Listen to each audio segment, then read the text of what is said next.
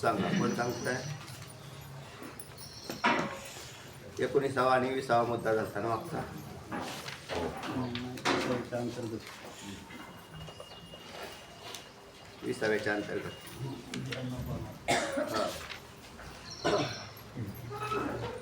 सांगा महिला मंडळ सांग.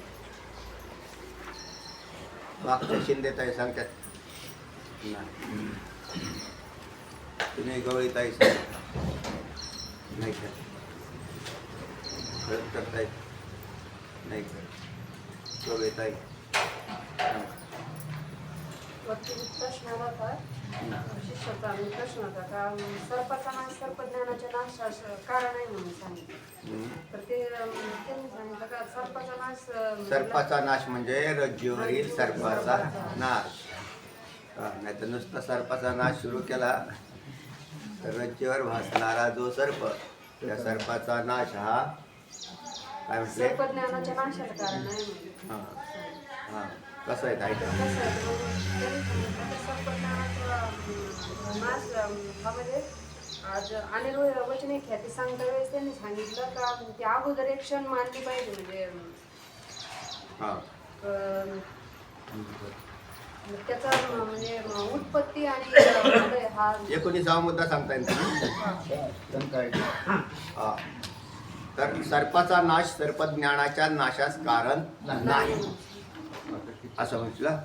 सर्पाचा नाश सर्पज्ञानाच्या नाशास कारण नाही. असं शिष्याची शंका. हां तर सर्पाचा नाश ज्ञानास कारण कशा नाही?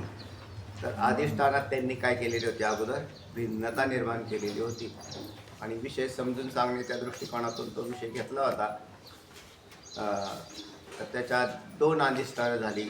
एक सर्पाचं अधिष्ठान म्हणजे रज्जू उपहित चैतन्य आश्रित अविद्या आणि ज्ञानाचा अधिष्ठान अंतःकरण उपहित चैतन्य आश्रित अविद्या. या दोघांनी भिन्न भिन्न सर्प आणि सर्पज्ञान दाखवलेलं होतं. म्हणून आता नुसता सर्पाचाच नाश झाल्यावर सर्पज्ञानाचा नाशही होईल असं म्हटलं मागं. तर त्याच्यावरती शंका घेतलेली. सांगा. उत्तर श्रीमंत सांगतात का अधिष्ठानाच्या ज्ञानानेच म्हणजे सर्पज्ञानाचा नाश होतो म्हणून सांगितलं. अधिष्ठानाच्या ज्ञानानेच अध्यस्थाची निवृत्ती होते. हा नियम काय होईल? म्हणजे असा नियम आहे. पण तुमच्या जर म्हणण्याप्रमाणे सर्पाचं अधिष्ठान असणारं जे रज्जूपैत चैतन्य आश्रित अविद्या त्याची निवृत्ती झाली म्हणजे ज्ञानाचीही निवृत्ती होईल असं जर म्हटलं तर अधिष्ठानाच्या ज्ञानाने अध्यस्थाची निवृत्ती होते. याच्यावर सुद्धा गदा आली. म्हणून असा एक भाग झाला. शंकेत 2 भाग होते. एक सर्पज्ञानाचा नाश हा सर्पाच्या नाशाच्या एक क्षण तरी नंतर मानावा लागेल मुद्दा एक. आणि दुसरा मुद्दा आला होता तो की अधिष्ठानाच्या ज्ञानाने अध्यस्थाची निवृत्ती होते. या नियमाचा बाध होतो. सांगा 20वा हेडिंग उत्तरामध्ये येईल. मग म्हणजे अधिष्ठानाच्या ज्ञानानेच कल्पिताची निवृत्ती होते असं म्हणजे सिद्धांतच आहे. पण मूळ चैतन्य तर एकच आहे. सिद्धांत आहे म्हणजे अबाधित सिद्धांत. काय अबाधित सिद्धांत आहे? अधिष्ठानाच्या ज्ञानाने अध्यस्थाची निवृत्ती होते. हा अबाधित सिद्धांत आहे. मग त्यांनी म्हणजे समजून देण्याकरता सांगितलं का रज्जू उपहित चैतन्य अंतःकरण उपहित चैतन्य घट उपहित चैतन्य हे म्हणजे उपाधीमुळे वेगळं सांगितलं तर मूळ चैतन्य मात्र एकच. ते यांना उपाधी म्हटलेलं आहे. भिन्न भिन्न उपाधी लागली चैतन्याला की त्या उपाधीचा संबंध घेऊन बोललं जातं. रज्जोपहित चैतन्य घटोपहित चैतन्य पटोपहित चैतन्य. वास्तविक चैतन्यात भेद नाही तर उपाधी गुरुत भेद प्रतीतीला येतात. म्हणून अधिष्ठान कोण आहे? रज्जोपहित रज्जूचं म्हणा किंवा सर्पाचं म्हणा. अध्यस्थ रज्जूचं आपलं अध्यस्थ सर्पाचं किंवा अध्यस्थ सर्पज्ञानाचं अधिष्ठान हे चैतन्यच आहे. अध्यस्थ सर्प किंवा अध्यस्थ सर्पज्ञान या दोघांचं अधिष्ठान कोण आहे? चैतन्यच आहे. आणि चैतन्यात भेद नाही म्हणजे चैतन्य एकच आहे. भेद कशात आहे? उपाधीत आहे. उपाधीत भेद आहे. ज्या वेळेला आम्ही असं म्हणतो की अधिष्ठानाच्या ज्ञानाने अध्यस्थाची निवृत्ती झाली, रज्जूच्या ज्ञानाने सर्प निवृत्त झाला, त्याच वेळेला रज्जू उपहित चैतन्य जे आहे ते चैतन्य आणि अंतःकरण उपहित चैतन्य यांच्यात भेद नाही. दुसरा भाग आहे, अंतःकरणाचीच वृत्ती खरं तर कुठे जाते, रज्जूपर्यंत जाते. म्हणजे आपोआपच दोन चैतन्य एका ठिकाणी आलेले असतात, म्हणून भिन्न भिन्न चैतन्य नसून एकच चैतन्य असं त्याचं उत्तर येणार आहे. मग वृत्तीमध्ये जेव्हा असणार चैतन्याचा आभास आहे म्हणजे प्रकाशन करणारा त्यालाच शास्त्रकार साक्षी म्हणतात. हां, त्याला साक्षी असं म्हणतात. त्या चैतन्याला साक्षी हे नाव येतं. तर ज्ञानाला आलेलं नाव आहे, आत्म्यालाच आलेलं जे प्रकाशन करणारं ज्ञान त्याला साक्षी असं म्हणतात. आत्म्यालाच काय म्हटलं, साक्षी. साक्षी का म्हटलं, एकाच व्यक्तीला काकू, मामी, आत्या, आई ही नाव आहेत का नाही? स्त्री किती आहे, एकच आहे. पण ज्यांच्याकडून नातेसंबंध जडला त्या पद्धतीने ते बोलण्याचा प्रघात आहे. तसं आत्म्यालाच साक्षी म्हणतात, आत्म्यालाच प्रत्येक म्हणतात, आत्म्यालाच कुटस्थ म्हणतात. म्हणजे ही सारी नावं कोणाची, एकाच आत्म्याला. आता ह्याला साक्षी का म्हणायचं आत्म्याला, तर प्रकाशन करतो. प्रकाशन या पदाचा अर्थ आहे ज्ञान करून देतो. म्हणून ज्ञान करून देण्याच्या ज्या प्रक्रियेत जे चैतन्य आलं त्या चैतन्याला साक्षी असं म्हणतात.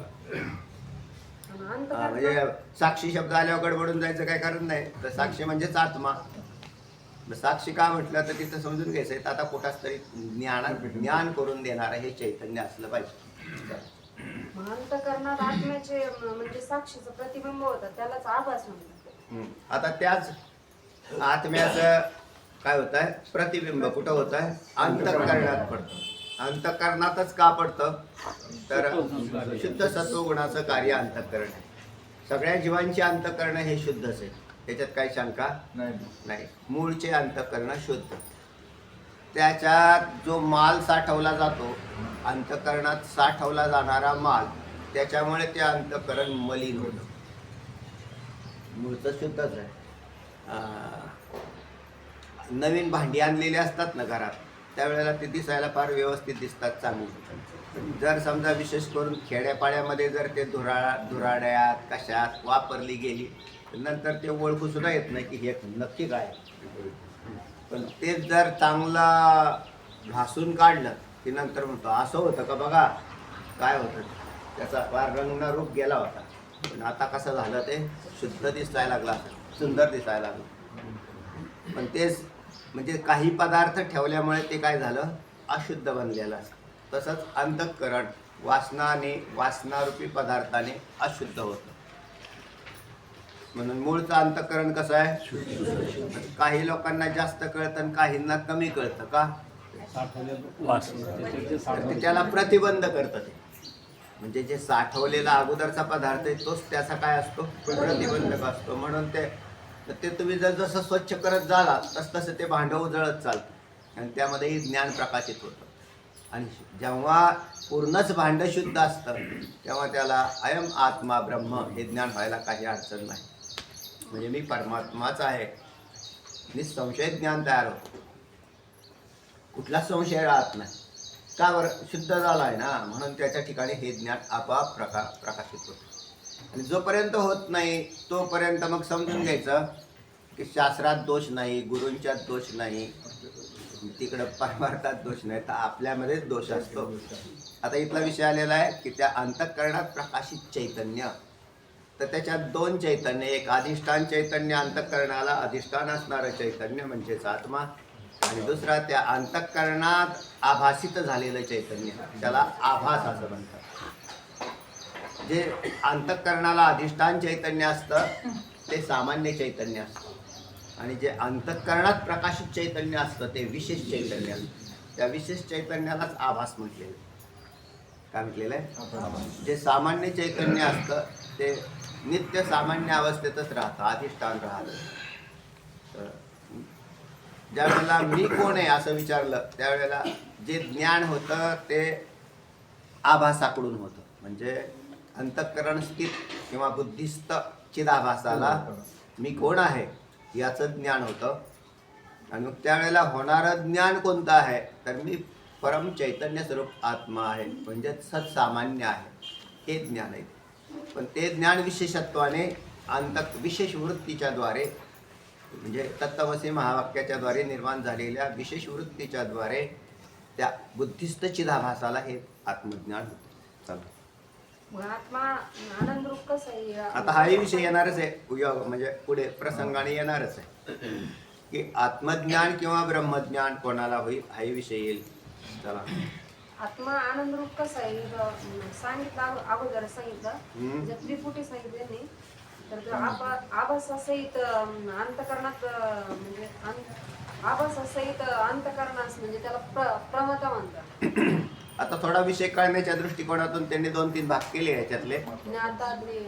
ज्ञाता ज्ञान ज्ञेय. आता इथे काय केलेलं आहे त्यांनी प्रमाता प्रमाण प्रमेय असे शब्द प्रयोग येत आहेत. हे सगळे इथले पारिभाषिक शब्द आहेत.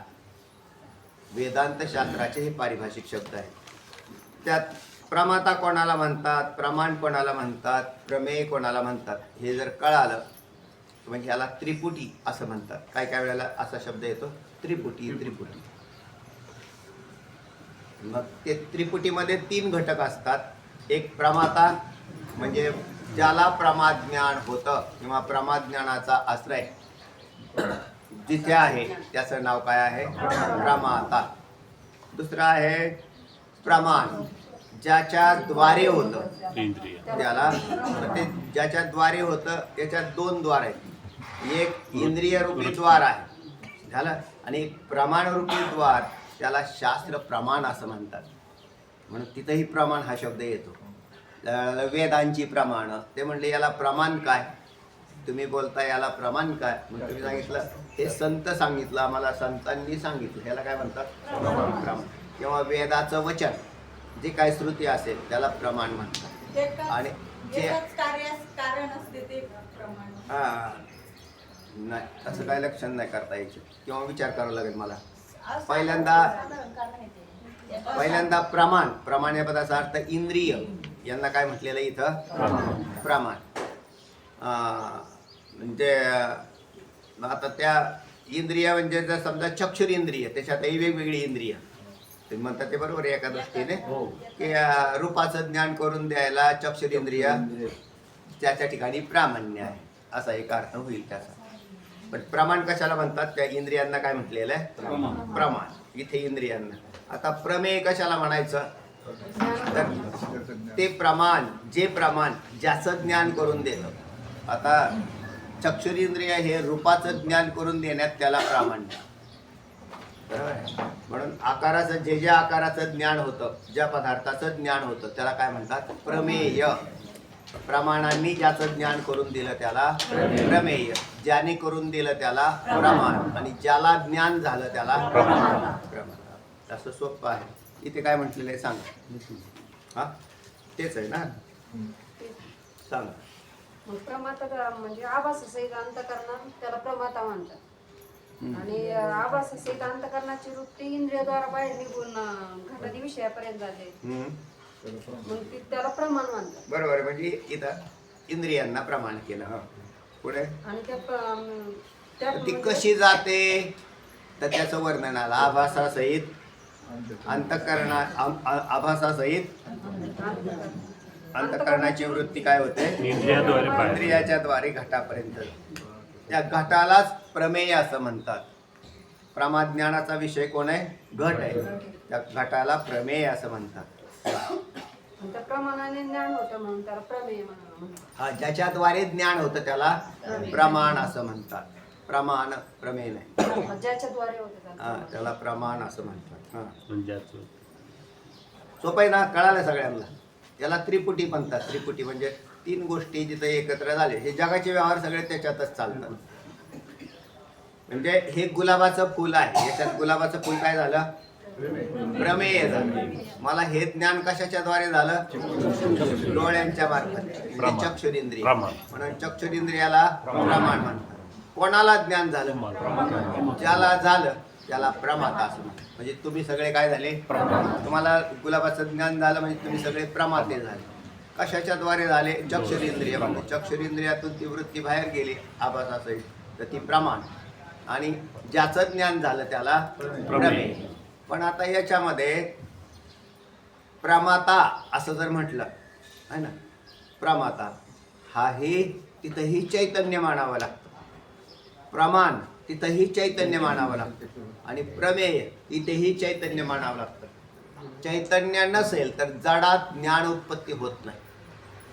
जड जडाला, आता जसा हा मोबाईल आहे आणि हे काय फुल आहे, हा मोबाईल या फुलाला जाणतो असं मी म्हटलं,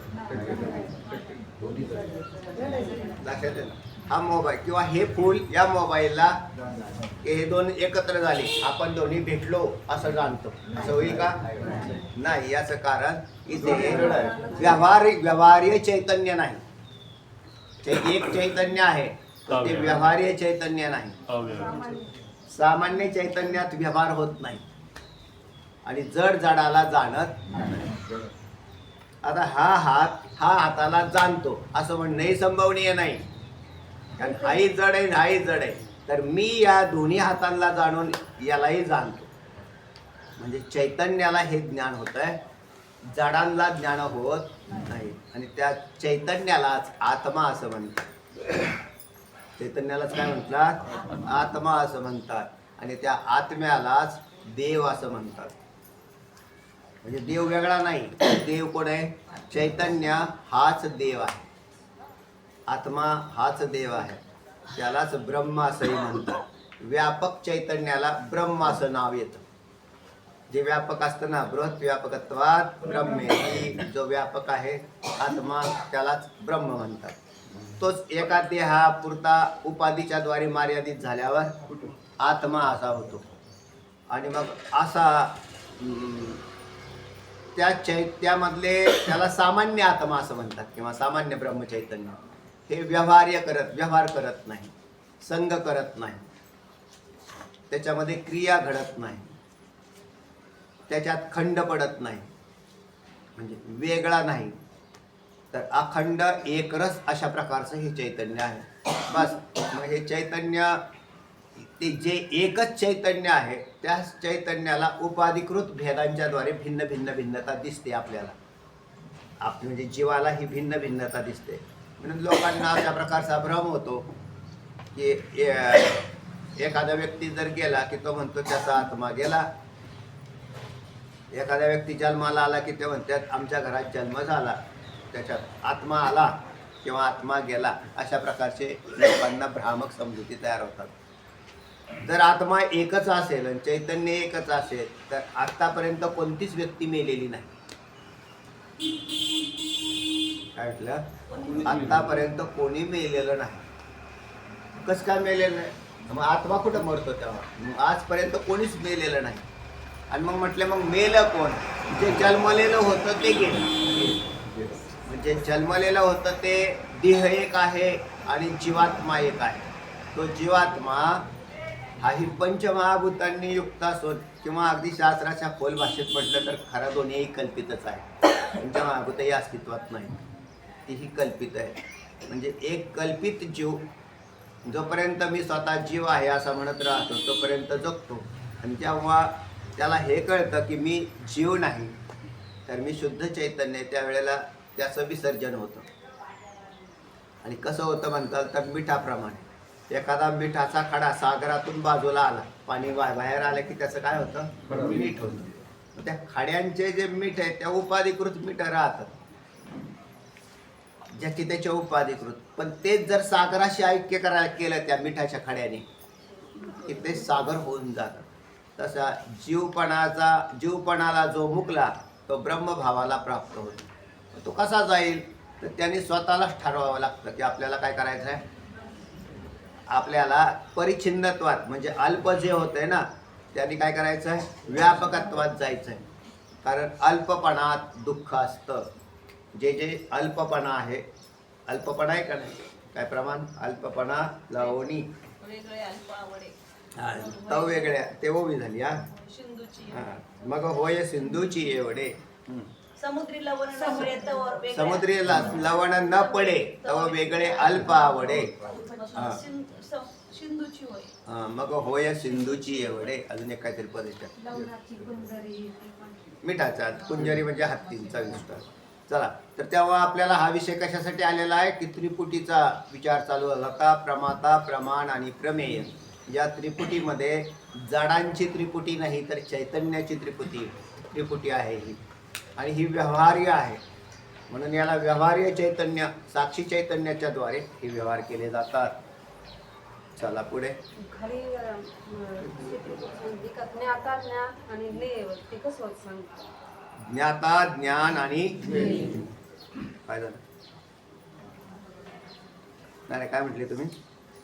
खाली तर त्रिपुटी सांगितली पुन्हा तर ज्ञाता ज्ञान ज्ञेय ज्ञान झालं. ज्ञानाची त्रिपुटी वरती जे होते ते प्रमाद ज्ञान असं म्हटलं होतं, म्हणून प्रमाता. प्रमाद ज्ञानाचा आश्रय प्रमाता, प्रमाद ज्ञानाचा विषय प्रमेय, प्रमाद ज्ञानाचं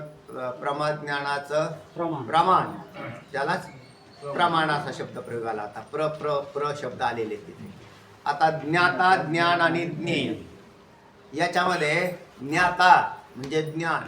तुम्ही कोणाला जरी जाणत नसले तरी मी नाही असं कोणाला वाटतं का दिवसभरात किंवा सकाळी उठल्यापासून? तुम्ही सकाळी उठला, तुम्हाला काही जरी दिसलं नाही किंवा अगदी झोपेत जरी तुम्ही असले तरी तुम्ही मी नाही असं कोणाला वाटतं? कोणालाच नाही, कारण तो असतोच. याला म्हणतात ज्ञाता. हा ज्या वेळेला व्यवहार करायला लागला त्यावेळेला मग तो प्रमाता, म्हणजे तेच ज्ञान व्यवहार करायला लागतं त्यावेळेला प्रमाता, आणि व्यवहार करत नाही तेव्हा ज्ञाता. नंतर व्यवहार करत ज्ञाता, ज्ञान, ज्ञानाचे विषय, ज्ञान आणि ज्ञानाचे विषय. एक ज्ञाता, दुसरं ज्ञान आणि ज्ञेय म्हणजे ज्ञानाचे विषय. जसं जे जे दृष्टीला दिसतात हे विषय काय आहेत? ज्ञानाचे विषय आहेत. आपण बाजारात ज्या वेळेला असं गेलो फिरायला त्यावेळेला असे पाहत राहतो. पाहताना तुम्ही त्यावेळेला त्यावेळेला अनेक विषय समोर पाहिले, पण केवळ ज्ञान झाले. तुम्हाला त्याच्याविषयी पुढची प्रोसिजर झाली नाही. तुम्ही ज्या वेळेला असं नंतर पाहिलं, तुम्हाला जी एखादी वस्तू लागत होती त्यावेळेला ते म्हणते नाही हा इथे म्हणजे त्यांनी बाकीच्या वस्तू वजा केल्या. त्या ज्ञानाचे विषय आहेत पण त्याला त्या लागल्या नाहीत, आणि जी वस्तू लागली मग त्या वस्तूविषयी लगेच तो असा पाहायला लागला. तो त्यावेळेला तो काय होतो? पहिल्यांदा प्रमाता, नंतर प्रमाण. कारण ती वस्तू ज्या वेळेला पाहतो त्यावेळेला त्याच्या विशेष दृष्टीने पाहिली जाते ती, आणि मग त्यावेळेला तो प्रमाणाच्या द्वारे ती प्रमेय वस्तू पाहतो, आणि पाहून झाल्यानंतर त्याची जर गरज असेल किंवा उपयुक्तता चांगली वाटली तर लगेच म्हणतो तो कितीला देणार, कितीला द्यायचा, म्हणजे तिथं व्यवहार सुरू होऊन जातो. म्हणजे पहिल्यांदा ज्ञाता होता, मग तो प्रमाता झाला, प्रमात्याचा पुढे जाऊन कर्ता बनतो आणि व्यवहार करायला जातो ना, म्हणून व्यवहार करते तर कर्ता होतो तो. कर्ता, कर्म आणि क्रिया अशी पुढची त्रिपुटी तयार होते. आणि त्या त्रिपुटीच्या अंती पुन्हा दुसरी की ज्याला तो विषय आवडला आणि विकत घेतल्यानंतर भोगता, भोग्य आणि भोग ही परत त्याच्या पुढची त्रिपुटी तयार होते. अशी पहिली मूळची त्रिपुटी कोणती? खालची ज्ञाता, ज्ञान, ज्ञेय, प्रमाता, प्रमाण, कर्ता, कर्म, क्रिया, त्याच्याही पुढे भोक्ता, भोग्य, भोग, अशा या त्रिपुट्या बदलत चालतात. त्या व्यवहार जसा घडेल तशा पद्धतीने बदलत चालतात, आणि हे सगळ्या ठिकाणी अशा प्रकारचे व्यवहार होताना दिसत आहेत. आता म्हणून पुढची एक त्रिपुटी असते. जसं आता घट हा प्रमेय, तर प्रमाता, प्रमाण आणि प्रमेय. आणि जाणून झाल्यानंतर, घटाला जाणून झालं त्याच्यानंतर परत ते लक्षात ठेवावं लागत नाही. म्हणजे त्या का हो तुम्ही एखाद्या व्यक्तीने इथं घट ठेवलेला आहे तेव्हा त्याची तिथं घट ठेवलेला आहे म्हटले हो आहे घट आहे. नंतर दुसरा मनुष्य विचारायला आला का हो तो घट आहे का? हो आहे मी आत्ताच पाहिलेला आहे, तिथे पाठीमागच्या साईडला आहे आतमध्ये. त्याला ते पुन्हा लक्षात ठेवावं लागत नाही. त्याला म्हणतात जाणलेला व्यवहार पूर्ण होतो, त्यांनी जाणलेलं असतं त्याला. म्हणून याला शास्त्रामध्ये कोणतं ज्ञान म्हणतात? मी घट जाणला अणुव्यवसाय.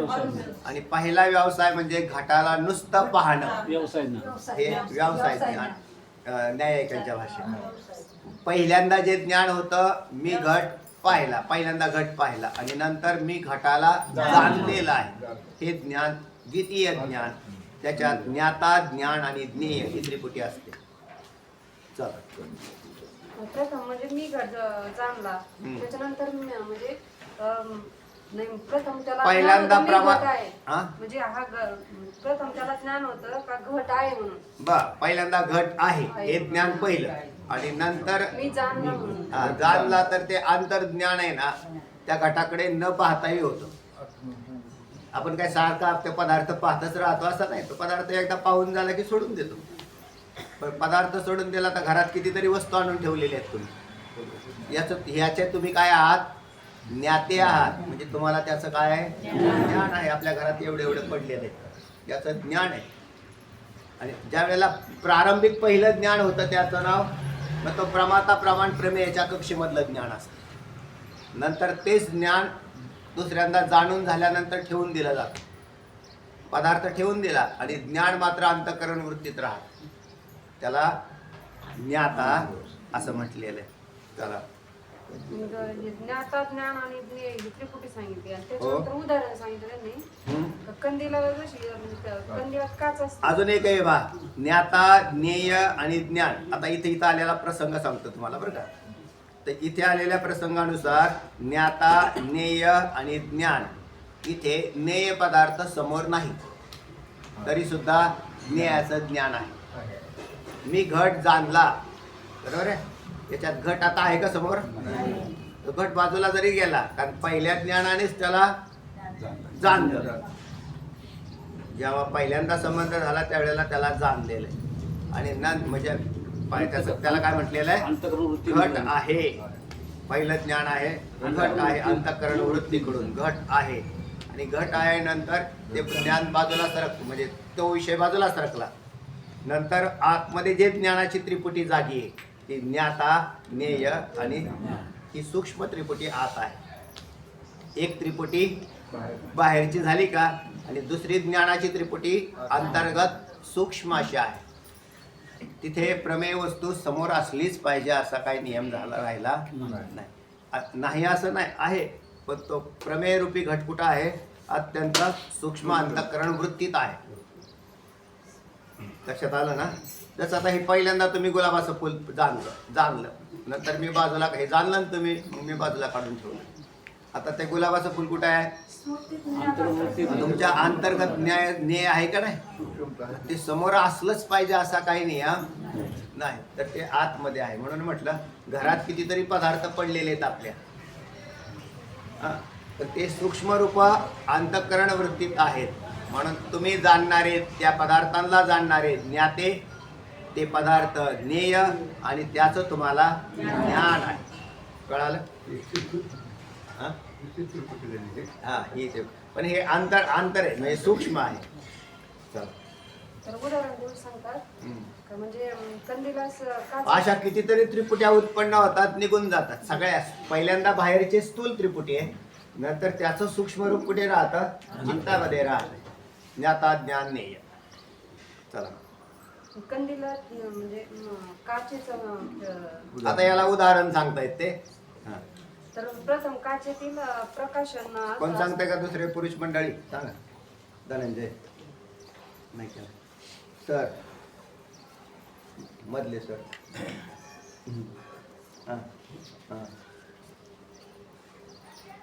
उदाहरण सांगितलेलं आहे. कंदिलाचं उदाहरण दिलेलं आहे. कंदिलाच्या आत प्रकाश म्हणजे पेटवलेलं वात म्हणजे प्रकाश, ते त्याचा प्रकाश काचेवर पडतो आणि काचेमधून तो पदार्थ विषयापर्यंत जातो. कंदील हा जुना दृष्टांत आहे तसा, पण आता कंदीलच राहिले नाहीत.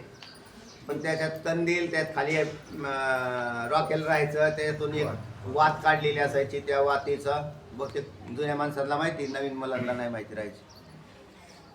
मग त्याच्यात त्याला ती पेटवलेली, मग ती पेटवल्यानंतरच प्रकाशित होते. बाहेर ज्या अर्थी प्रकाश आलेला आहे त्या अर्थी आतला दिवा पेटलेला असला हा हे तर्काने ज्ञान. ज्या अर्थी तुम्ही हलताय चालताय बोलताय त्या अर्थी हलणारा चालणारा ज्ञानरूप एक दिवा आतमध्ये असला पाहिजे. म्हणजे तो दिवा हा तो जर विजला तर ते हे शरीर निस्तेज होऊन जात होत आहे ना. हे लगेच शरीर असं निसते. ते म्हणले का हो म्हणजे तिथं नुसत्या काचा असून चालणार नाही, तर त्या आतमध्ये ज्योतीची आवश्यकता असते. अगदी त्या पद्धतीने काय म्हणतायत ऐका. कंदिलाच्या काचेतून जो प्रकाश बाहेर जातो आणि त्या प्रकाशाने जे ज्ञान होतं पदार्थाचं ज्ञान पदार्थाचं ज्ञान होतं. पदार्थ दिसतो अगोदर आणि नंतर त्या पदार्थाचं ज्ञान होतं. हा. म्हणजे त्या कंदिलाच्या दिव्याला ज्ञाता समजलं जातं. हा आपण दृष्टांत घेतलेला आहे. वास्तविक दिव्याची ज्योत, काच, तो दिवा आणि बाहेरील पदार्थ हे सगळे जड आहेत. पण हे उदाहरणात बसवलेले तुम्हाला. पण वास्तविक तसा मी नाही. मी काय त्या कंदिलातील दिव्यासारखा नाही. तो कंदिलातल्या दिव्याची ज्योत ही जड आहे. म्हणून ते या सूर्याला सुद्धा जड मांडलं. यदादित्य गतम तेजो जगत भासयते किलम यच्चंद्रमसि यच्चाग्नौ तत्तेजो विद्धिमामकम. 15वा अध्याय. तेव्हा या सगळ्यांना उलट काय म्हटलं, न तद्भासयते सूर्यो न शशांको न पावकः यद्गत्वा न निवर्तन्ते तद्धाम परमं मम. भगवंत म्हणतात अरे मला हे चंद्र आणि सूर्य प्रकाशित करत नाही. देवाला करत नाही, तुम्हाला तरी कुठे करतात तेव्हा. म्हणजे या चंद्र सूर्यांच्या ज्योती माझा आत्मा प्रकाशित करत नाहीत, तर उलट माझ्या आत्मज्योतीने चंद्र सूर्य प्रकाशित होतात. वास्तवता आहे बरं. म्हणजे आपण इतके मोठे आहोत पण आपल्याला कळत नाही म्हणून छोटे झाले. मोठ्यांना मोठेपणा कळावा ना. तर कंदिलाच्या आतमध्ये असणारा दिवा, त्याचा प्रकाश काचेतून फैलावून बाहेर येतो आणि बाहेरच्या पदार्थाचं ज्ञान करून देतो. अगदी तसंच काच म्हणजे इथे बुद्धिरूपी धरा किंवा अंतःकरणाच्या काचेतून काय होतं, तो प्रकाश अंतःकरण वृत्तीच्या द्वारे म्हणजे बाहेर चैतन्य बाहेर येतं आणि पदार्थांची काय करून देतं, ज्ञान करून देतं. म्हणून या ठिकाणी ज्ञाता ज्ञान आणि ज्ञेय हा हे तीन ठिकाणी प्रकाशनाचा व्यवहार होतो. हा तिघांच्यात प्रकाशनाचा व्यवहार. सगळे व्यवहार असेच चालू आहेत. ज्ञाता ज्ञान ज्ञेय प्रमाता प्रमाण प्रमेय यांच्या त्रिपुटीमध्ये हे व्यवहार चालतात. पुढे जर यामध्ये कंदिलाची ज्योत किंवा दिवा विजवला तर पुढचा कोणताही व्यवहार होणार नाही. होणार नाही. बरोबर आहे. सगळ्या व्यवहाराला कारण कोण आहे, ज्योत. जशी कारण आहे तसं सगळ्या व्यवहाराला कारण चैतन्यच आहे. आणि चैतन्यात भेद नाहीत. म्हणजे आपल्याला चैतन्य आहे हे कळालं, सगळ्या व्यवहाराला कारण चैतन्य आहे हे कळालं. पण प्रत्येक व्यक्ती हा त्या त्या चैतन्याला परिच्छिन्न समजतो. परिच्छिन्न समजतो म्हणजे आपल्या आपल्या तोकड्या शरीराला धरून त्याचं अंतःकरण तोकड आहे, याच्यात काही शंका नाही. प्रत्येक जीवाची अंतःकरण कशी येतं, तोकडी म्हणजे भिन्न भिन्न भिन्न भिन्न अशी आहे. उपाध्या भिन्न भिन्न उपाध्या अंतःकरणाच्या, पण चैतन्य एकच आहे. जसं आकाश एक आहे का अनेक आहे, आकाश एकच आहे. आणि या आकाशात ठेवलेल्या वस्तू कशा आहेत, भिन्न भिन्न भिन्न भिन्न आहेत का. या आकाशात ठेवलेल्या वस्तू भिन्न भिन्न आहेत. मग प्रत्येक वस्तूमध्ये आकाश आहे का नाही, त्या वस्तूने ते आकाश माझं आहे असा काय केलाय, भ्रम तयार करून ठेवला की आकाश माझं आहे. वास्तविक तुमचं आकाश नाही. आता तुम्ही घरी होते का नाही, आपल्या शरीराला आकाश जर नसेल तर तुमचं शरीर फिरेलच कसं. आता ही वस्तू आहे ही आकाशातूनच फिरते ना, लक्षात येते ना. ही वस्तू कुठून फिरते, आकाश म्हणजे पोकळी, रिक्तता, अवकाश असे शब्द, याच्यातून ही वस्तू फिरते. त्यावेळेला प्रत्येक वेळेला ही वस्तू वेगळ्या आकाशामध्ये प्रवेश करते. इथून इथं आकाश वेगळं बदललं का नाही, असा भ्रम होतोय. असं काय होतोय, भ्रम होतोय. किंवा या वस्तूने माझ्या ठिकाणी जेवढं आकाश आहे ते माझं आकाश आहे असं मानून ठेवलेलं आहे. तसं प्रत्येक जीवाने त्या आत्म्याला परिच्छिन्न समजून ठेवलेलं आहे. आत्मा कसा आहे, आकाशाप्रमाणे आहे. काय प्रमाण, यथा सर्वगतं सौक्ष्म्यादाकाशं नोपलिप्यते शरीरस्थोपि कौन्तेय तथात्मा नोपलिप्यते. भगवद्गीता सांगते ना, यथा सर्वगतं सौक्ष्म्या, अत्यंत सूक्ष्म असणारं ज्याप्रमाणे आकाश सूक्ष्म आहे तसा आत्मा आकाशापेक्षाही सूक्ष्म आहे. आता थोडं लक्ष द्या. आत्मा आणि आकाश दोन्हींचे दृष्टांत आणले, काहीतरी साम्य असल्याशिवाय दृष्टांत येत नाही. म्हणजे दृष्टांत येताना नेहमी त्या दृष्टांतात काय पाहिजे, उपमान आणि उपमेय यांच्यामध्ये काय पाहिजे, साम्य असावं लागतं. तसं आकाशाप्रमाणे आत्मा आहे असं भगवद्गीतेने तुम्हाला काय दिला, दृष्टांत दिला. मग म्हटले बरोबर आहे.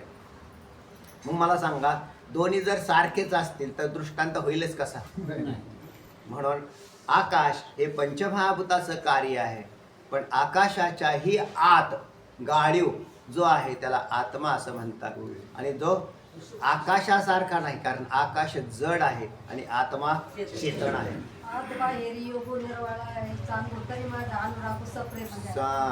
त्या माऊलींच्या वया पाहून घ्या, त्याच्या खाली आलेल्या. त्याच्याही आतमध्ये आणि त्याच्यानंतर पलीकडे कोणीच नाही. जे सगळ्यात पलीकडे कोण आहे, आत्मा. सर्वात पलीकडे कोण आहे, आत्मा. आत्म्याच्या पलीकडे कोण आहे म्हणजे कोणीच नाही. मग त्याच्या अलीकडे आहे, आणि अलीकडे काय आहेत, पंचमहाभूत. त्या पंचमहाभूतांची शरीर आणि त्याच्यामध्ये त्या शरीरात बसलेले अनंत जीव. आणि सगळे जीव हे परिच्छिन्न स्वरूपाला प्राप्त झाले म्हणून जीवपणा आलेला आहे. ज्या वेळेला तुम्हाला हे ज्ञान होतं, मग हा ज्ञान करून घ्यायचा अधिकार कोणाला, अहो याच्यावत मानवाला म्हणा. कारण दुसऱ्यांना तर काही ज्ञान होत नाही, कळतच नाही, तर होईलच कसं. म्हणून याच्यावत मानवाला हे ज्ञान विश्वातल्या सगळ्या मानवाने आपल्याकडे निर्माण करून घ्यावं आणि मुक्त होऊन जावं. मग तो परत शरीराला नाही येणार. खरं सांगा, शरीराला यायला दुःख आहे का नाही हो. आता हे काय आपण आनंदात आहेत का. शरीराला आल्यावरती काय काय काय काय होतं, काय काय एवढा सगळा त्रास सहन करावा लागतो त्याला. शरीराला येणं चांगलं नाही. मग शरीराला यायचं जर घालवायचं असेल तर आत्मज्ञान झालं की पुन्हा शरीर मिळत नाही. आणि आत्मज्ञानाशिवाय असेल तर शरीर आपोआपच आलं त्याला. त्याचा हिशोब मग कर्मगतीवर आधारित ठेवलेला आहे. पुढचा हिशोब कुठे आहे, कर्मावरती लावलेले आहेत ते पुढे. शरीराला आल्याशिवाय आत्मज्ञान होणार नाही. शरीराला आल्याशिवाय आत्मज्ञान होणार नाही. मग आली ना आता मानवी शरीराला, पण त्या वेळेला अवदसा आठवती प्रपंच करायची. म्हणजे त्याला काय झालंय, त्याला मानवी शरीराला आल्याशिवाय आत्मज्ञान होत नाही ही गोष्ट खरी. कारण इतर शरीरामध्ये कळतच नाही. आता आपले मागचे सगळ्यांची शरीर कशाची, कुत्र्या मांजराची कशाची बी होऊन गेलेली ना सगळ्यांची, असं काही नियम नाही. त्या भोगयोनीमध्ये येतात, पण त्याच्यात कळत नाही. आता त्यांना की आता हे झाडं माझं हे ऐकतात का नाही प्रवचन, मी सांगतो हे पाठ, ही झाडं आहेत का नाही, हे झाडं म्हणजे माणसंच आहेत ना, पण यांना कळानाच ना काय. तीच मानवाची बी अवस्था तशीच झाली. ज्यांच्या बुद्ध्या खराब झाल्या ना त्यांना हे कळालं. मग त्याला कळण्यासाठी का व्हायना म्हणून परमार्थाची सुरुवात तिथून सुरू केली. अरे बाबा, सात्विक आहार सेवन कर, मद्यपान मांसाहार करू नको. कळणार नाही तुला हे, कारण हे कळण्यासाठी बुद्धी काय पाहिजे. आता तुम्हाला ह्यातले बरेचसे शब्द उडून जात असतील, पण दररोज श्रवण केलं ना, प्रारंभिक लगेच कोणी सक्सेस नाही होत, पण नंतर तो बरोबर त्याला ते कळत आहे. आणि त्याच्यानंतर मग पण याच्यासाठी काय करावं लागेल, त्याला बुद्धी शुद्ध करावी लागते. म्हणून परमार्थात पहिल्यांदा त्याला गळ्यात माळ, नामस्मरण हे कशासाठी, ह्याने देव भेटतो असं नाही, पण बुद्धी शुद्ध होते. वारीला जा, वारी कर, ते म्हणले देव भेटेल का, हा भेटेल जा. त्याला ते चित्तशुद्ध झालं का नाही. चित्तशुद्ध झाल्याशिवाय काय होईल. एखाद्या आरसा, आमच्या ग्रामीण भागातला तो खास दृष्टांत सांगत असतो, कारण चुलीच्या समोर ठेवलेला आरसा जर असला ना तुम्ही ते पहा, तुम्ही ते पार दुराड्याने काय झालेले असतात, काळे झालेले असतात. ते असं पहा तरी काय दिसतंय, काय थोडं दिसतंय, काही नाही. बरोबर आहे ना. त्याच आरसा, त्या आरशाची योग्यता नाही का चेहरा दाखवण्याची. प्रत्येक आरशाची योग्यता आहे. काय करायची. काही आरशात दिसतंय आणि काही आरशात दिसत नाही, असं का. हा, मग त्याला जर असं स्वच्छ केला की लगेच दिसतो. म्हणून प्रत्येक मानवाची योग्यता आहे मुक्त होण्याची. पण स्वच्छता कोणी करावी? तर आपुली आपण करा सोडवण संसार बंधन थोडा वेगळी. चल, मला असं म्हणायचं, प्रत्येक जीवाला म्हणजे आत्मा आहे. प्रत्येक जीवाला आत्मा आहे म्हणण्यापेक्षा प्रत्येक जीव आत्माच आहे. आत्माच आहे. मग त्यांच्या चैतन्यात आणि आपल्या चैतन्यात बिलकुल फरक नाही. वेगळं म्हणायचं ते. हा? दोन चैतन्य म्हणायचे मग. दोन चैतन्य आहेत की. एक अधिष्ठान सामान्य चैतन्य आहे, त्याला आत्मा म्हणायचा. इथं कोणाला म्हणायचं? ते सामान्य चैतन्य जे सर्वांचं एकच आत्मा आहे असं आपण जे म्हणतो त्याला ब्रह्म असं म्हणतात. आत्मा न म्हणता काय म्हणतात? बोली भाषेमध्ये आपण त्याला ब्रह्म म्हणतो. म्हणजे तुमचा आणि माझा आत्मा एकच आहे. आणि मग म्हटले असा तर मग भेद कशात आहे? तर मग तो आभासाच्या अंतर आहे. मग आपल्याला जे ज्ञान होतं ते त्यांना ज्ञान होत नाही ना. म्हणूनच आभासाला ज्ञान होतं ना, आत्म्याला ज्ञान होत. लक्षात आलं? नाही, चैतन्याचे बरोबर आहे तुमचा मुद्दा बरोबर आहे. मला जर ज्ञान झालं तर सगळ्यांना व्हायला पाहिजे. बरोबर आहे. पण तुमच्या आभासाच्या ठिकाणी, ज्या आभासाच्या ठिकाणी मी ब्रह्म आहे असं ज्ञान होतं, त्या आभासाच्या ठिकाणी असणारं अज्ञान नाश पावतं आणि तो जीव मुक्त होतो. तो जीवात्मा मुक्त होतो. आणि ज्यांच्याकडे ज्ञान होणार नाही तर ते बद्ध होऊन युगानुयुग चालूच आहे ना हे प्रवास. मेलं की जलमतो, मेलं की जलमतो, मेलं की जलमतो. बरोबर आहे. तसं नव्हतं म्हणायचं. सांगा. आपल्याला ज्ञान होतं, आपल्याला जड वस्तूचं ज्ञान होतं, ही जड वस्तू आहे म्हणून आपल्याला चित्ते चैतन्यानुसार ज्ञान हा. होतं. तसं दुसऱ्या जीवाला ज्ञान नाही होत. होतं की मग कोणाला होत नाही? सगळ्यांना होते. त्यांच्या वृत्ती त्यांची निवड त्या चैतन्यामध्ये काही दोन भाग आहेत का असं मला म्हणायचं. म्हणजे मानव सोडून इतरांना म्हणायचं ना. मग ते सांगितलं ना तुम्हाला, मानवाला बुद्धी आहे. बुद्धी नावाचा एक प्रकार जो आहे ना तो भिन्न त्यांना आहे. बुद्धी नाही का? ते जातात ना कुठं पण जातात. त्यांना तेवढी बुद्धी नाही येते. मानवी शरीरामधलं जे बुद्धीचं स्ट्रक्चर आहे ते वेगळं आहे. ज्याला तुम्ही मेंदू म्हणता का, ही विकसित आहे. म्हणजे त्याला हार्ड काय म्हणता तुम्ही? हार्ड डिस्क हार्ड आणि सॉफ्ट असे दोन प्रकार आहेत. मानवाचा मेंदू जसा विकसित आहे तसा कुत्र्याचा आणि मांजराचा नाही. त्याच्यात ज्ञान आहे हे त्यांनी सिद्ध करून दिलं की माझ्यात आत्मा आहे. पण त्यांना हेही कळत नाही ना. आणि आपल्याला मात्र म्हणून मी म्हणलं चैतन्यात भेद नाही. तो बुद्धी मधला त्याला अंतःकरणातली शुद्ध, अंतःकरण शब्द वापरलाय. अंतःकरण चतुष्टयाच्या अंतर्गतच काय येतं? मन, बुद्धी, चित्त आणि त्या बुद्धीमध्ये मलिनता जर असेल तर ज्ञान होत नाही. आणि इतर प्राण्यांच्या बुद्धीत काय आहे? मलिनता आहे, म्हणून त्यांना कळत नाही. आणि मानवाला कळतं याचं कारण मानवाची मूळची बुद्धी या शरीरात यंत्रणा काम करते बरं का. म्हणजे आपल्याकडे जे मेंदूची यंत्रणा आहे ना, डोक्यामध्ये असलेला मेंदू हा सुपिरियर आहे. तसा इतर प्राण्यांचा मेंदू नाही. कर्मगुत्तीनुसार त्यांना ते म्हणजे हार्ड मध्ये सुद्धा शरीराच्या दृष्टीने सुद्धा आणि नंतर त्याच्याही आतमध्ये असणारं अंतःकरण त्याची मलिनता वेगळी. अशा दोन मलिनता आहेत. एक शरीराची मलिनता आणि दुसरी अंतःकरणाची मलिनता. कुत्र्याच्या शरीरातले हार्ड जी मलिनता आहे म्हणजे त्यातला जो मेंदू तो मुळातच काय आहे? ज्ञान करून घेण्याच्या योग्यतेचा तितकासा नाही. त्याला ज्ञान होते पण खायचं प्यायचं म्हणजे तिथपर्यंत ज्ञान सीमित आहे त्याचं. आणि म्हणून त्याला काय हे ज्ञान होणार नाही. पशु काय पाप पुण्य जाणते.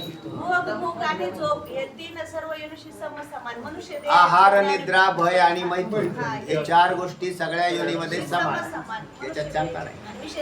आणि विशेष जे आहे ती मानवी शरीरामध्ये बुद्धी आहे. आणि त्या बुद्धीच्या द्वारा मानवी शरीरात ही बुद्धी दिली नसती तर मग इतर योनीत तर ज्ञानच होत नाही. मग तर ही बंदीशाळा ठरली असती, म्हणजे तुरुंगच झाला असता. पण एक मानवी शरीर असं ठेवलं की इथूनच तुम्हाला बाहेरही निघता येईल याच बुद्धीच्या जोरावर. याच बुद्धीच्या जोरावर जर प्रपंचाचं वेळ भरलं तर 84 लाख शरीरात प्रवेशही करेल. श्वानपथ कसं वापरतात? श्वान काय श्वान पद्धती वापरतात पोलीस हा तर त्याची विशेषता आहे ना. विशेषतः जे ते प्राणी म्हणजे त्या प्राण्याच्या मध्ये एका दुसऱ्या ज्ञानांची विशेषता आहे ना. असं आहे ना. पहा, कुत्र्याला गंधाचं ज्ञान तीव्रतेने होतं म्हणून त्याला असं दूरवरचं सुद्धा ते कळतंय, बरोबर आहे. पण गंधाचं ज्ञान झाल्यावरती जीव मुक्त होतो असं लिहिलं नाही कुठे. हा, पण त्या ज्ञानाने त्याला ते ज्ञान कळतंय. त्याचं उलट भगवंताने त्याच्याकडे ते नियंत्रण ते दिल्यामुळे त्याचं जगण्याचं भागलं. त्या ज्ञानाच्या द्वारे ते जगू शकतो. लोक सांभाळतात ना त्याला, काय काय आहे ना. किंवा त्याच्या ठिकाणी अजून एक आहे, माणसापेक्षा कुत्री प्रामाणिक आहे. इमानदार आहे काय, कुत्र इमानदार असतात. त्याच्यावर त्याचं पोट भरण्याचं भागतंय ना. असं आहे. माणसापेक्षा अण्णा सांगायचे ना, माणसापेक्षा मोर नेहमी सुंदर दिसतो. म्हणजे माणसापेक्षा मोर सुंदर आहे. माणसापेक्षा गाढव आहे ना, त्याला विषाची परीक्षा कळते. पूर्वी सैन्यामध्ये गाढव ठेवलेली होती. म्हणजे शत्रू सैन्याने त्या पाण्याच्या त्या एखाद्या तळ्यामध्ये जर विष कालवलं तर सैन्य आपोआपच मरल ना. म्हणून एक गाढव ठेवलेलं असायचं.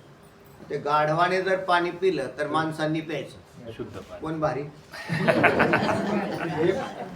गाढवाने पाणी पिल्यावर काय समजलं, विष नाही हे पाणी शुद्ध आहे. म्हणजे ते गाढव असं आहे. त्या नंतर मानवापेक्षा हत्तीमध्ये शक्ती जास्त आहे, बरोबर आहे. म्हणून काय हत्तीमुक्त झाला का. या प्रत्येक प्राण्यांच्या ठिकाणी काही गुणधर्म आहेत, ते मानवापेक्षा श्रेष्ठ आहे. पण मानवाकडे या सगळ्यांच्या पेक्षा बुद्धी श्रेष्ठ आहे. म्हणून त्याच हत्तीवर जाऊन माणूस बसला. बसा ते खुशाल चालतो. ते म्हणजे ते ऐकतो त्याचं जो काय म्हणतात त्याला माहूत. तो हत्तीवर माहूत जाऊन बसला. माहूत म्हणजे माणूसच आहे ना. त्याने हत्तीवर ताबा घेतला. सर्कशीत वाघ सिंहावर ताबा घेतला. माणसापेक्षा वाघ सिंह हिंस्र आहेत. म्हणून काय मुक्त होतात का. म्हणजे माणसाकडे एक अशी बुद्धी दिलेली आहे की ज्या बुद्धीच्या द्वारे म्हणजे मानवी शरीर बरं का त्याचा तो साप आहे ना. म्हणून म्हटलं हार्ड आतमध्ये असणार आणि सॉफ्ट हे दोन्हीही मानवाकडे भारी आहे. आणि त्याच्या द्वाऱ्यावरती जातात. इतर जीवांना मात्र ह्याच्यामध्ये ज्ञान होत नाही. एवढंच होतं ना. ते माणसाची श्रेष्ठता आहे, मानवी श्रेष्ठता आहे. चला पुढे काय म्हणताय. झाला का अनुवाद झाला. हा जसं कंदिलातील त्या प्रकाशाने हा व्यवहार होतो. हम्म. तसं ज्ञाता ज्ञान आणि ज्ञेय ही त्रिपुटी सांगितली. ते पुढं मी गट जाणला. बरोबर. त्याच्यामधला मी म्हणजे ज्ञाता, बरोबर गट म्हणजे ज्ञेय, बरोबर आणि जाणला म्हणजे ज्ञान. अशा प्रकारे त्रिपुटी सांगितली. ज्ञाता ज्ञान ज्ञेय ही जी अंतर्गत सूक्ष्म त्रिपुटी आहे का नाही. आता इथे कुठलीच वस्तू आतमध्ये नाही, पण मी नसते डोळे झाकून जरी बसलो तर मी जर काल पैसे बँकेतून काढून आणलेले ते माझ्या डोक्यात आहे, बरोबर आहे का नाही. मग ते पैसे आहेत तर मग असं बसल्या बसल्या सुद्धा म्हटलं आता आज पैसे लागणार आहेत बरं का आपल्याला, आणलेले बरं का मी काल काढून. तुम्हाला आहे का नाही ही त्रिपुटी तुमच्या आतल्या आत फिरते का नाही. मी पैसे काढून आणलेले आहेत. पैसे काय आहेत, ज्ञेय, मी ज्ञाता आणि पैसे आणलेले आहेत. हे आतमध्येच ज्ञान आहे. याला म्हणतात हे द्वितीय ज्ञान. पहिलं नुसतं ज्ञान पैसे काढतानाचं आणि नंतर त्याचं कन्वर्ट होऊन सूक्ष्म ज्ञान अंतःकरणात राहते. पुढे यावरून साक्षी प्रकाशित मानलाच पाहिजे. याच्यावरून साक्षी प्रकाशित मानला. तुम्हाला याच्यावरून काय सिद्धांत बोध केला की ज्या अर्थी माझ्या आता ज्या अर्थी मी विचार करतोय आणि माझ्याकडे हे ज्ञान स्टोअरमध्ये साठवलेलं आहे अंतःकरण स्टोअरमध्ये आहे का नाही पडलेलं. याच्यावरून तुम्ही ज्ञान स्वरूप आहात हे सिद्ध झालं. तुम्ही जर ज्ञान स्वरूप नसता तर हे ज्ञान तुमच्याकडे आत साठवलं गेलं नसतं. याच्यावरून तुम्ही कोण आहात तर ज्ञान स्वरूप आहात हे सिद्ध झालं. आणि आत्म्याचं स्वरूप काय आहे, ज्ञान स्वरूप हा आत्मा आहे. झालं ना. मी कोण आहे तर मी ज्ञान स्वरूप आत्मा आहे. मी तोच चित्त स्वरूप आत्मा आहे. आणि त्या चित्ताला अखंड सत्ता आहे, म्हणजे त्याची सत्ता नाश पावत नाही, त्याला सत असं म्हणतात. आणि जिथे सत्ता आणि ज्ञान असतं तिथेच आनंद असतो. म्हणून सच्चिदानंद स्वरूप आत्मा मीच आहे.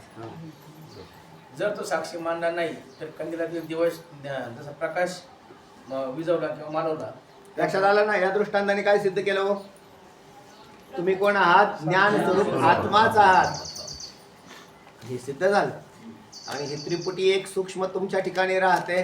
ज्या वेळेला तीच व्यवहार्य बनते त्यावेळेला अंतःकरण वृत्ती बाहेर जाऊन काय करते? व्यवहार करते. आणि ते पुन्हा आतमध्ये येते त्यावेळेला सूक्ष्म स्वरूपात राहतेच. आणि ते टिकून राहते म्हणून तुम्ही अखंड ज्ञान स्वरूप आहात, हेही सिद्ध झालं. चला. साक्षी जर अज्ञात मानला तर कंदिलातील जसं देवा विजावला त्याप्रमाणे कोणताही व्यवहार होणार नाही. हा. तसं ज्ञाता ज्ञान आणि ज्ञेय याच्यामध्ये व्यवहार होणार नाही. होणार नाही. तर अखंड आतले आत्मज्योत काय आहे? अखंड तेवत आहे. जीव गेला म्हणजे तो मनुष्य मेला आहे ना, तर त्याच्या शरीरातलं जे चैतन्य आहे ते बाहेर निघून गेलं. कोणतं? विशेष स्वरूपातला आभास.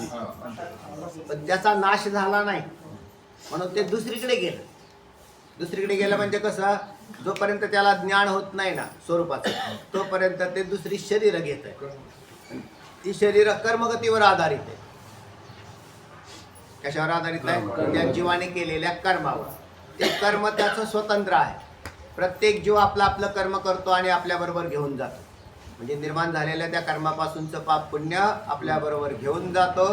त्याच्यात कोणाचा सहभाग नसतो. म्हणजे पुढची गती जर प्राप्त करून घ्यायची तर त्यांनी आपापली करून घ्यावी. ज्ञान झालं, जरी ज्ञान झालं तरी त्याच व्यक्तीला होतं, घरातल्या सगळ्यांना होत नाही. म्हणून घरातल्या सगळ्यांची जबाबदारी असते की आपलं आपलं स्वतंत्र पाहावा. नाही तर ते म्हटले हां जाऊ द्या, मंडळी गेलेली आहेत हरिपाठाला. म्हणजे हा वाजता निवांत करी टी व्ही लावून. म्हणजे मंडळी कुठे? म्हणजे मंडळी हरिपाठाला. आमच्यातलं एक माणूस कायमच असतो. काय तुमच्या एक माणसाला कर्ता पुरुष असे लोक विचित्र आहेत. अरे बाबा, तुला मुक्त व्हायचंय का मंडळीला व्हायचंय? मंडळी होतील त्यांच्या त्या मुक्त, तुझं पाहणं काय आहे ते. चला काय म्हणतात पुढे ऐका. यावरून सर्व त्रिपुटीचे ज्ञान खाली साक्षी ज्ञात असतोच. साक्षी ज्ञात असतो. सगळ्या त्रिपुटीच्या व्यवहार करा. त्रिपुटी कळाली ना? हा, त्रिपुटी कळाली की तुम्हाला पुढचं कळायला सुरुवात होईल.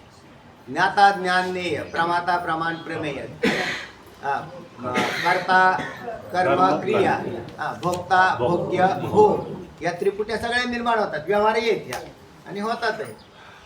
त्याच्या बुद्धीप्रमाणे तो ते पदार्थ पाहतो. आपण त्यालाच म्हणतो की माणूस फारच हुशार आहे बरं का. एखाद्याला जर ह्याच्यातलं ज्ञान असेल, या वस्तूचं जर बारकावा ज्ञान असले की तो माणूस म्हणतो हे तो फार हुशार आहे बरं, त्यालाच घेऊन जाऊ आपण. ती वस्तू खरेदी करायची असेल त्याला त्या वस्तूतलं ज्ञान आहे, त्याला आत्म्याचं ज्ञान लक्षात ठेवा.